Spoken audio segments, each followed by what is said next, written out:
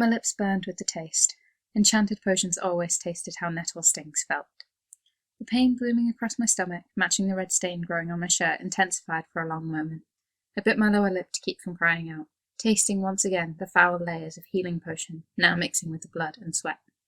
I couldn't stay down for long, so, pain growing, limbs shaking, I stood and picked up my sword. My vision swam for a moment, before the potion took effect.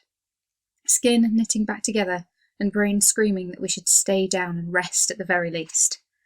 I pushed onwards. I would not, could not, let them kill my friends. When the fight was done, I contemplated visiting a healer, but decided against it. All I really wanted was to curl up in my own bed of soft pillows and sleep. Not to mention the fact that most healers in this town would just hand you a potion and then ask you invasive questions and not to listen to the answers anyway. Is there any chance you could be pregnant? Well, between not having a uterus and not having slept with anyone in over a year, I'm going to say 0 chance of that. Can we just do a pregnancy test anyway? Nope, definitely not bothering with a healer today. If I still hurt in the morning, I'd go then. It was always quieter in the morning, since people rarely got into trouble before 11. How's my favourite patient? Doc asked, as I dragged my tired and battered body across the threshold. Doc wasn't an official healer, in that he wasn't sanctioned by the Viscount. Doc was a mage, and mages were heavily regulated, having curfews, sanctions, and practice hours imposed on them, not to mention the non-negotiable prices for treatment. Doc charged on a sliding scale. In my case, as long as I kept supplying him with herbs, occasional protection from my band of mercenaries, and the occasional beer down at the tavern, he didn't mind patching me up. It probably helped that the warehouse he set up shop in technically belonged to me, so I could warn him about potential raids and investigations. Doc had patched me up through some of my worst times, and almost never told me to just take a potion. Then again, Doc was a healing mage, and had more at his disposal. He locked the door behind me and I pulled off my shirt, exposing the gently weeping slash across my stomach, along with the multitude of scars I'd gained over years of mercenary work. Doc sucked in his breath between his teeth. What did you do, H? Chug a potion, fight another guy, and then go home? I didn't dignify that with a response, considering that was exactly what I had done. This is gonna hurt, he warned me, as if we hadn't been here so many times before. Healing magic was a wonderful thing, but it was not without its faults. One of the many reasons Doc tended to use mundane methods wherever possible.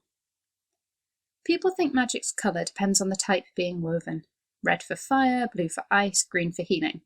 But really, it depends on the mage. Each one seems to have their own colour. Doc worked in blue, which had begun glowing on his hands and in his eyes as he worked his way to a healing spell. The glow brightened before becoming concentrated in his hands, and then his hands were placed on my wound. It felt like being burned and frozen at the same time.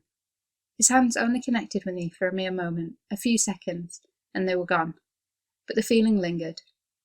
I tried to engage my logical brain, thinking about how it looked from the outside. I've watched Doc heal other people before.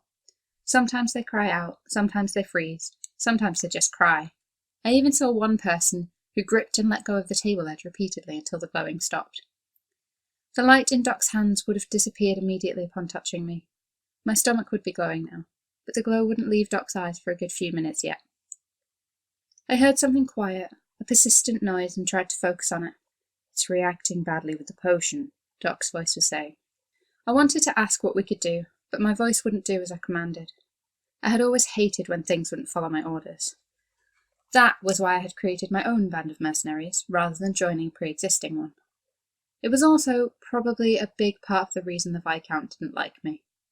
Well, that, and the fact that I wouldn't try to turn his son straight, although why the Viscount had asked me, of all people, to intervene on that mission I would never know.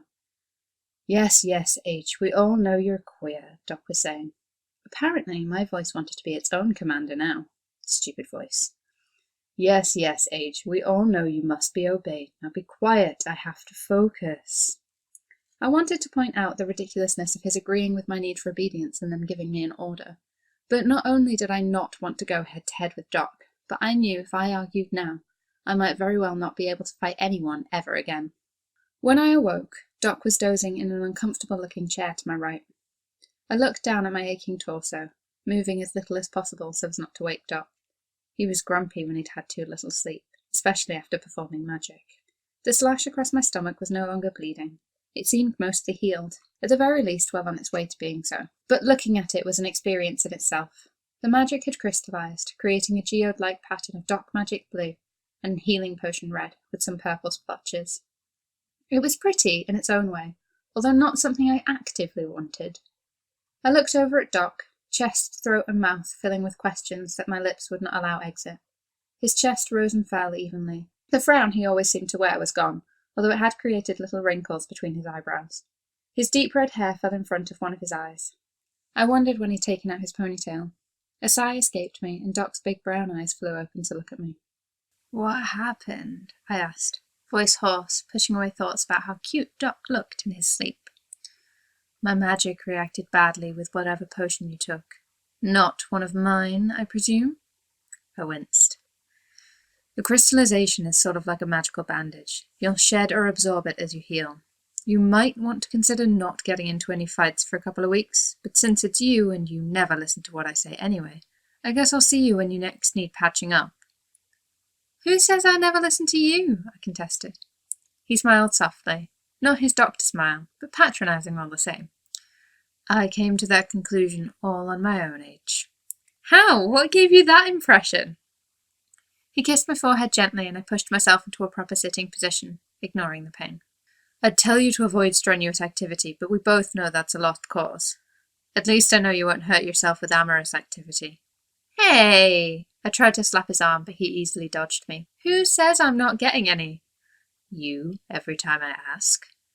"You didn't ask this time." Something flashed across his face. "Are you?"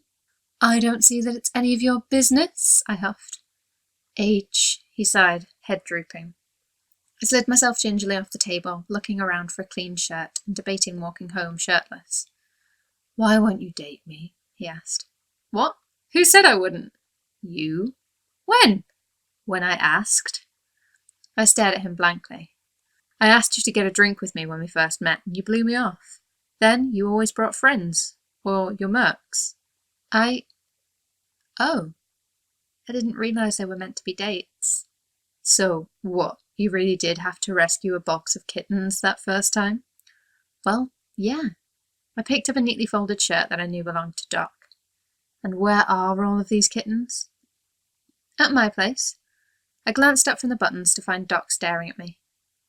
"I bought them from the pie shop so they wouldn't get baked or abandoned, but I had to collect them as soon as they were weaned, which was that night." Doc didn't say anything.